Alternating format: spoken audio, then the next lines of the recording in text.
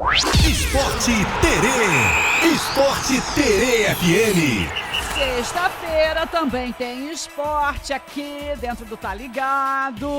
Ô Felipe, boa tarde. Oi, Aninha, boa tarde. Você sexta-feira costuma fazer o quê? Um resumão ou traz notícias inéditas? inéditas? Passa o que a gente tem aí de notícia do momento, né? Resumão é só se tiver muita relevância. Muito relevante, que teve alguma consequência. Não. A gente vai falar um pouco de coisas que a gente até comentou ontem, né? Mas teve rodada ontem. O Fluminense jogou ontem, encerrando aí para os times grandes do Rio a terceira rodada, né? O Fluminense jogou contra o Nova Iguaçu, venceu por 3-2, com 2 gols do Kevin Serna, e 1 gol do Everaldo, que acabou a seca do Everaldo, pelo menos por hora, né? Vamos ver como vai ser o desempenho do Everaldo. O Fluminense precisa muito dos centroavantes, né? O Everaldo é esse centroavante. Além dele tem o Cano, na verdade, e o John Kennedy, né? Agora, aguardar que o Fluminense ainda está no mercado em busca de centroavantes. Mas, depois da partida, o Max Cubeiras, que está no lugar do Zubeldia por hora, né, até ele tá apto a voltar, ele falou da vitória, destacou a importância, né, do time seguir ganhando e melhorando, ganhando condicionamento também, né, e ritmo, né, além de condicionamento. Ele elogiou bastante o Kevin Serna, que foi um dos destaques do time, o colombiano. Tem sido, né, um dos destaques do time desde o ano passado. Ele ainda falou que o elenco ainda está se ajustando, ele não vê um time titular ainda, fixo, né? Ele falou que muito provavelmente vai rodar bastante o elenco, né? Os jogadores vão sair, outros vão entrar, porque o time ainda está se ajustando, está ganhando ritmo, está ganhando condicionamento físico, e forçar agora seria um tanto quanto perigoso, digamos assim, poderia machucar e tal, né? Agora não é a hora disso. Então, o Fluminense, eu que errei de novo, né, na escalação, o Fluminense não deu certo, não? Deu certo pro Fluminense, ganhou, mas foram muito mais titulares do que mesclados, né, digamos assim. Realmente foi praticamente toda aquela escalação que a gente falou ontem. Eu errei de novo. Agora não vou mais contra o que eu tô vendo na internet, não, porque parece que tá dando certo, né? Tá vindo certinho. Sim. Falando do Kevin Serna, o Fluminense recebeu uma proposta do Boca Juniors, da Argentina. O Boca ofereceu cerca de 4,5 a 5 milhões de dólares pela contratação do Kevin Serna, seria em torno de 23 a 26 milhões de reais. O Fluminense considerou o valor um pouco abaixo do esperado, na verdade. O Fluminense não pretende facilitar a saída dele, ele que foi destaque aí do Fluminense em 2025, foi muito bem, principalmente na metade final da temporada. Então perder um jogador desse seria complicadíssimo, era mais um jogador que o Fluminense ia ter que ir no mercado buscar a reposição, e não seria fácil, né? O cara já está ambientado, já está adaptado ao time, está jogando bem de novo, voltou fazendo gols, né? Então abrir mão dele eu acho que seria besteira, né? O Fluminense também anunciou oficialmente aí a contratação do Savarino ontem. Ele assina o contrato até o fim de 2029 com o Fluminense. A gente falou bastante da negociação e tal, mas agora foi oficializado, digamos assim. Sim. Né? A gente falou extraoficial.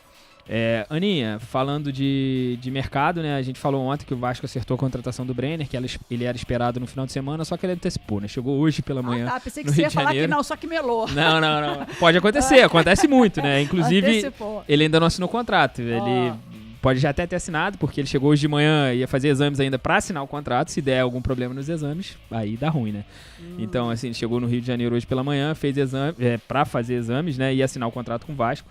Ele que falou com a imprensa e destacou, né? Que o Fernando Diniz foi muito decisivo pra ele vir pro Vasco, pra ele aceitar a proposta do Vasco. Ele falou que tem muito carinho, muito respeito pelo treinador. Ele já trabalhou com o Diniz tanto no São Paulo quanto no Fluminense, né? E brincou, né? Falou que recebeu uma ligação do Diniz e que o Diniz ele falou assim: ele não te dá muita opção, né? Tem que vir, é uma ordem. Brincando, o Diniz costuma ter uma relação muito próxima com os jogadores, até de certa forma uma relação de amizade. A gente já viu várias vezes o Diniz aí brincando e dando esporro sério também aos jogadores. Brinca como se fosse amigo mesmo e dá esporro também, todo mundo costuma levar na boa. O Diniz que é formado psicólogo, não é só treinador, ele é diferenciado. Ele sabe o que ele tá fazendo. Ele é diferenciado. Né? Inclusive, o Inestrosa, ele também foi muito importante na negociação. Ele fez ligação pro Inestrosa, fez questão de falar sobre o John Ares, sobre a evolução do John Ares, mostrou, né, como que ele trabalhou com o John Ares, ele que evoluiu, de certa forma, o John Ares no Fluminense. Então, foi um coringa que ele usou. né? E deu certo, porque é mais um que o Vasco está aguardando chegar no Rio já também. Então, assim, o Brenner falou que acredita que o Diniz pode, voltando a falar do Brenner, né? Ele falou que o Diniz vai amplificar ou extrair o que ele tem de melhor pro futebol. E o Diniz realmente tem capacidade de fazer o jogador. O Ryan tá aí, que não deixa ninguém mentir.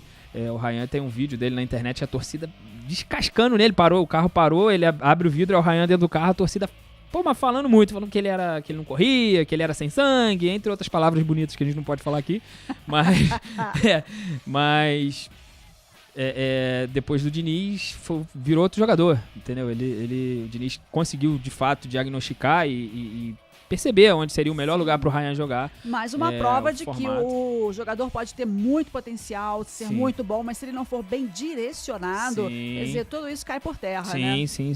Assim, ele tem o poder de ferrar, digamos assim, o jogador também, não é bem essa palavra, mas ele tem mania, às vezes, de botar jogadores fora de posição e aí acaba com o cara. Tipo um teste, né? Vamos ver como é que ele se sai aqui. Ele costuma fazer isso às vezes, mas é um cara, dos treinadores brasileiros, acho que talvez seja o top 1 dos... Top 1 porque talvez não, porque tem o Felipe Luiz. Mas eu acho que eles brigam ali de igual para igual, são muito bons, tá? Óbvio que cada um tem sua tática diferente e tal, mas pra mim são os tops aí do Brasil, são eles dois. Legal. O Felipe Luiz e o Diniz. Legal. O Vasco que joga domingão, às 8h30 da noite, lá em Bacaxá, contra o Bangu. Tá, Aninha? Acho que não é o Bangu, não. É o Boa Vista, que joga com o Bangu é o Botafogo, perdão, fiz confusão aqui. Então, Aninha, falando de Botafogo, já que eu puxei sem querer aqui, já emenda.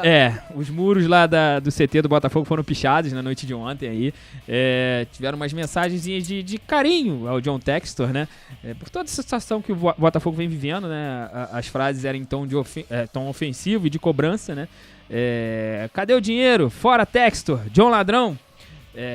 Tava pichado lá nos muros. O Botafogo tá enfrentando dificuldades econômicas. A torcida não perdoa, já não é novidade, a gente tem visto aí. Tem atraso de alguns pagamentos. Não vou entrar em detalhes, né? É muita coisa. Mas a torcida faz pressão, por quê? Porque cadê a diretoria? O John Textor, que sempre foi muito presente, muito ativo, muito visto, né? No Botafogo. Ele sempre tava a cara dele, tava em tudo quanto era coisa do Botafogo, ele tá sumido. Deu uma desaparecida e eu acho que assim... Sinal de crise. Então, assusta, porque o Botafogo perdeu vários jogadores importantes, vários jogadores identificados com o clube, Marlon Freitas, Savarino, agora o último, né? Entre os outros que saíram no ano passado. Então, assim, é complicado. A torcida só tá vendo a galera saindo, a grana de Mundial, a grana dos títulos de 24, cadê essa grana? Tá todo mundo saindo, a grana parece que não tá no clube, devendo o Almada, que foi comprado lá em 24, cadê? Cadê essa grana? Então acho assim, tá faltando tanto da diretoria como do John Textor aparecer e falar, aconteceu isso, por isso que a gente tá assim, por isso. As coisas, exatamente, né? Transparência. Tá faltando transparência. A torcida cobra isso. E assim, é um cenário meio assustador, de fato, pro Botafogo.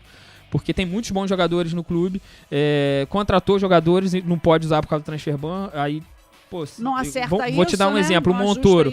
O Montoro que tem um potencial enorme, muito provavelmente vai assumir a camisa que era do Savarino, porque jogou no ano passado, não sentiu o peso da camisa do Botafogo, jogou como se estivesse no time que ele estava antes, jogou muito bem. Aí se chega uma proposta aí, o Botafogo tá precisando de dinheiro, tá enforcado. Vai embora. Vai vender, vai mandar embora. Precisa, é um dos jogadores importantes esse ano. Então, assim, o Botafogo precisa, de certa forma, dar isso à torcida deles. Esclarecimento, explicação. Mas não só de notícias ruins se vive o Botafogo. O Botafogo e o Alexander Barbosa chegaram a um acordo e conseguiram finalmente renovar o contrato. Hoje pela manhã. Eles chegaram a um acordo e renovaram o contrato. O Barbosa vai assinar um novo vínculo até o fim de 2029. O contrato dele terminava no fim desse ano. E caso ele quisesse e chegasse uma proposta agradável a ele, que ele se agradasse, ele poderia assinar um pré-contrato no meio do ano. Um dos pilares do time, jogador muito importante, identificado também com o Botafogo. Ele queria uma valorização salarial que ia botar ele entre os maiores salários do elenco. Não foi divulgado se o Botafogo cedeu ao pedido dele ou se ele abaixou para enquadrar no que o Botafogo queria, mas eles chegaram a um acordo e destravou toda a negociação. Agora, Barbosa, só alegria do Fogão por mais um tempo. Que bom. Um bom tempo. Bom jogador, é muito importante manter. O Botafogo joga amanhã, né, às 9 da noite contra o Bangu, lá no estádio Newton Santos, o famoso e antigo Engenhão. Jogo pra cumprir tabela, né? O Botafogo tá, de certa forma, bem no Campeonato Carioca. Vai com tranquilidade, né? Vai tranquilo. Aninha, a gente falou do Fluminense, agora falta Flamengo? Só falta o Flamengo. A gente tem Fla-Flu, né, esse final de semana. Isso. Sim. E o Flamengo, a ideia inicial do Flamengo era jogar até o Fla-Flu só com garotos, inclusive jogo contra o Vasco. Porém, a molecada não fez o que se esperava nos jogos contra os times pequenos, ditos pequenos do Rio, e a ideia mudou. O Flamengo vai mandar também para o jogo contra o Fluminense o time titular, ou os principais jogadores, não necessariamente o titular. Mas merece, o clássico merece, né? Eu acho também. Tem que ser, eu acho também. E assim, a chance de tomar uma goleada, que era, acho que a torcida, o apelo da torcida foi mais esse, tipo contra o Vasco mesmo, de entrar com um time de garotos que não tava conseguindo jogar bola e tomar uma goleada do Vasco. Não era nem pelo Campeonato Carioca, era mais pela zoeira, que eu acho que todo mundo ia sofrer. Então o Flamengo achou melhor mandar o time principal, acabou dando certo, ganhou o jogo. Aí agora contra o Fluminense, o Felipe Luiz deve dar uma mexida no time, dar uma... Vai rolar toda aquela análise junto com a parte lá do departamento de futebol dele, para poder ver quais são os jogadores que estão bem fisicamente. Deve rolar um rodízio na defesa, né? No meio campo ali. Você vai arriscar aí a escalação? Não, hoje ainda não foi divulgada. Mas não vou arriscar não, porque pode ser que venha muito diferente. Às vezes que eu achei, fiquei no meu achismo, eu errei. Então melhor não achar nada dessa vez. Fato que De La Cruz, Danilo, Arrasca, Jorginho, pode ser até que vão pro banco e que tenham minutos controlados, mas dificilmente serão titulares. É uma prática que muito provavelmente a gente vai ver dos outros times também, de dar um revezamento aí na equipe pra controlar a carga, e início de temporada é complicado. O cara uma lesão agora é um desastre. Porque tá em início de temporada, uma lesão um pouco mais séria agora. Vai o meio ano ou o ano todo, dependendo da lesão, realmente. É muito complicado. Muito complicado mesmo. É verdade. Então é isso. É isso, Aninha. Fechou a sexta? Fechou. Então tá, não falei o horário, né? Domingão tem às 6 da noite, ou da tarde, aí tu decide. Flamengo Fluminense da noite? Então tá bom. Flamengo Fluminense no Maraca. Legal no Maraca, é bom, né? Maraca é bom demais. Clássico tem que ser no Maraca, tem que ser. Então é isso. Esse até eu vou assistir. Então tá bom. Tá bom. Bom final de semana pra você. Valeu, Aninha. Segunda-feira tem mais, hein? Pra você também. Tamo junto. Beijão. Tchau. Esporte Terê FM.